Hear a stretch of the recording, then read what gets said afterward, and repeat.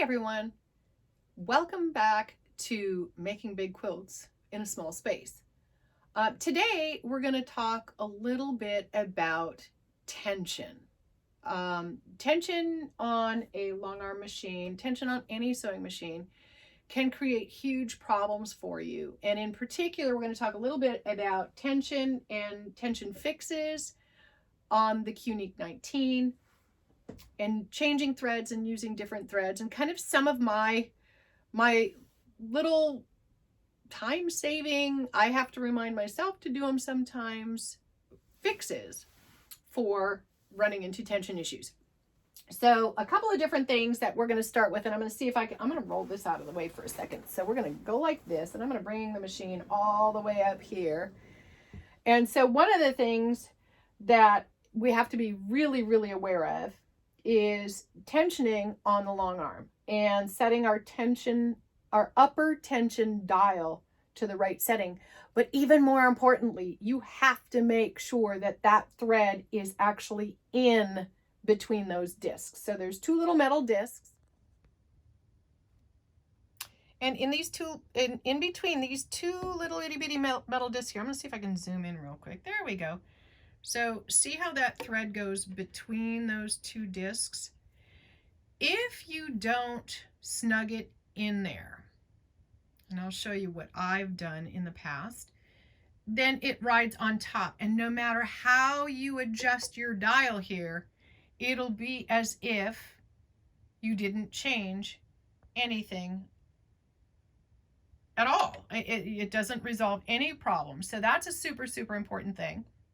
So again, you want to make sure that your thread actually goes in between those two discs. And I'm going to not necessarily unthread my machine, but I'm going to show you real quick what I'm talking about. And so there's a quick snap. So I've taken my thread off of my tensioning disc, and I'm going to attempt to get it back in line. Let's see, did we get that quite? Yep, there we go. And so now it looks right now like it's actually it's set up correctly. But in all reality, it's just sitting right at the top of where those tension discs meet. And so what I want to do is I want to make sure that I do a little bit of a kind of a seesaw, and it actually moved in quite a bit more. This alone will save you hours of aggravation. So that's the upper tension. And so the upper tension, when mixed properly with the lower tension, gives you really, really nice results. So one of the things that I was super nervous about, just because I've heard all sorts of stories about tension issues, but one of the things that I was concerned about when I first got my Qunique 19 is having to try to figure out the whole tensioning thing. And so I put together, and this has been my saving grace, and I highly recommend this, is if you have big chunks of leftover fabric, or you have a piece of backing fabric that you really don't like, put together sample test quilt sandwiches. And that's what I did with this. This was a piece of backing fabric that I had left over from something. It was a pretty big piece, so I way over ordered, which is okay. It was on sale. So it's kind of one of the other things, find some big pieces that are on sale. Throw in some quilt batting so you've got a good solid quilt sandwich, so you kind of have a feel for how everything's going to work. And this is what I test on all the time. And I'll show you a little bit of my testing as we go along. But I was really impressed with the Qunique, because this is my top stitching. So this is all of the stitching, all of the thread from my top. So the top thread, and the tension looks amazing. This was literally right out of the box. This is the back. And so on the back, it too looks awfully darn close. It may be just a little bit more tightening on the top to bring that bottom up just a hair. But it looked pretty darn good right out of the box. So I did some quilting with it, and I did some test quilting because I wanted to make sure I could do a couple of things. And the big thing for me is in this particular one, I was using a light colored, multicolored thread at the bottom. You can see, I don't know, you can probably see a little bit of the coloring on that. So it kind of changed colors. I liked how it looked. It looked great with the quilt that I did it on, and white on the top. But then I changed to an entirely different thread for the next quilt. Different manufacturer, different everything. And so I said, okay, I'm going to try this. And I put that thread both top and bottom. And I was really, really impressed with both of them are 40 weight threads. I think both of them were 40 weight threads, So a little bit heavier, a little bit thicker, because this is a superior thread. It's Fantastico. It's a multicolor. It's this particular, oops, went too far. It's this particular one right here. It's a top stitch. They recommend the 9014 needle, which I have on the machine. I did change it out for this, and it is a 40 weight thread. And then the white on the top, or excuse me, I used the same one for the top. So I went from a 50 weight, which was the white with the, so this white with the multicolor, 50 weight, oh my gosh, get all confused, to a 40 weight. And I had to do a little bit of adjustments to get that to work out right. So did plenty of quilting on this. I finished my quilt. I did do, and this is really great because not only do I use this sample quilt sandwich for testing my tensions and my threads and stuff like that, but I also use it to test possible ideas and do, some build up my own confidence in ruler work and little mini swirls and little bubbles and stuff like that. So I had finished this quilt. Again, the front and the back looked really nicely done. It came out really great. I liked how it looked overall. Then I changed threads to work on another quilt that I wanted to finish, where I was using a multicolor thread. Let's see if we can get a better view of that one. Let's see. This multicolor right here. Oops, went too far up. How's that? Multicolor here with a white on the bottom. And look at that mess. So I could not figure out what was going on. Now, the second part to this whole thing is knowing and understanding your bottom bobbin tension. And this is super, super huge. Now, I test this every time I change threads. And I make sure that it's set up properly. So I actually just pulled this out of the machine. This is what I'm working on right now. This is a glide. And I've got, on the quilt below here, this particular one, I'm using white on the top and dark teal on the bottom. So kind of the same concept, just backwards. So when you put your bobbin into the bobbin holder and you snap it in, you want to pick it up and have it stand, and the thread gently slides up while holding it. It's not flopping all over the place, and it's not so tight that you're lifting the bobbin directly. It's like if your tension on your bottom bobbin holder is too tight, you'll literally lift this right off of your hand. You don't want that. You want to be able to lift it up, and have it gently slide. There is an adjustment on the side here. It's very tiny little screw that you just turn one way or the other to get it to the correct point to where it slides really nice and easy.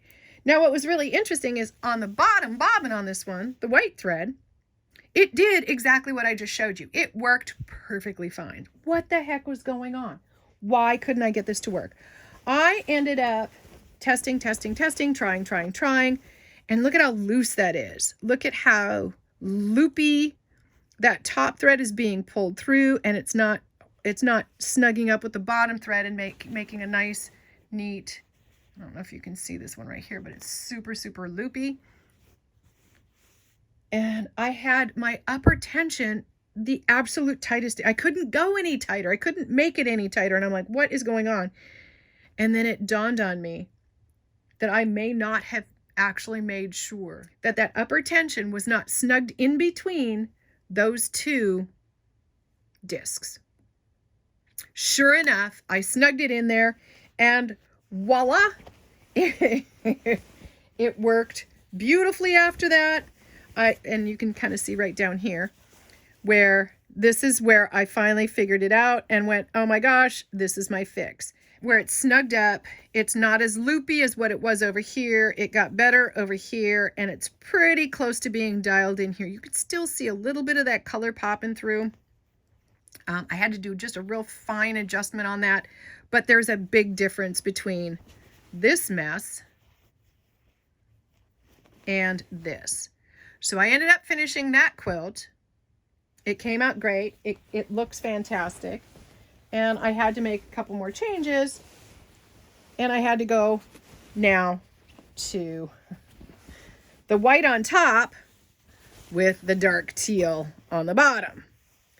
And so trying to get that all to work out to where you want it to get to a point. I don't recommend using really light colors on top like white and dark colors on the bottom, or vice versa. I just don't. But I'd already made this quilt. I'd already sandwiched it. I have this beautiful teal background. It's deep, deep, deep teal. And I didn't want white on top of it. It just wouldn't look right. So I adjusted and fine-tooth adjusted, and just, you can see up at the top part up here where you can still see a lot of the teal popping through. But then when you get down to the bottom here, let's see if I can show this better. This part right in here, you don't see it nearly as much. And this is where I was at, right at that fine-tuning point of dialing in my upper tension and my lower tension. So tension is nothing to be afraid of. It's just understanding how it works. So one of the things that I was really impressed with is Qunique actually sends along, you get 2 of these. They've got these little magnets at the top so I can stick it up on my bulletin board, which is awesome. Information sheets on threading your machine, kind of a little bit of troubleshooting. There's some troubleshooting information down here, kind of your checklist, how it all goes together, and tension. So information up on top about needles, what to look for, and how that all works. Your bobbin tension and how that works, and then your thread tension. And this was, I keep this so I can actually view it, because I'll get a little frustrated, maybe a little caught up in my moment, and forget which is which and what I need to do to fix it. So first is getting your bottom tension correct. Once you have that bottom tension set so that you can do exactly this, where you lift it, but the bobbin case still sits in your hand, thread slides gently out of it. It's not like flinging out of it super, super fast, but it gently slides out of it. Then your next one to deal with is your top tension, and that's where you fine tune it. And so this is really phenomenal. It sits right up on my board. I love it. Highly recommend that. I was really thrilled when I found this, when I'd gotten my Qunique 19, and this was part of the package. So I didn't have to make my own. This was in there and ready for me with the little magnet at the top. So yeah, great reference, great thing to look back at if you need any assistance with any of it. So let's go over this again real quick. Tension. It can drive you absolutely batty, but once you understand how it works and kind of why it works, understanding how to fix it is a lot easier. So just take the time to do the couple of real quick little things first, and then do yourself a favor. I have my sample quilt. I have it near me all the time. So it's literally folded up and underneath my cutie frame so that I can pull it out, put it on here when I know I'm going to move on to a different quilt with a different thread.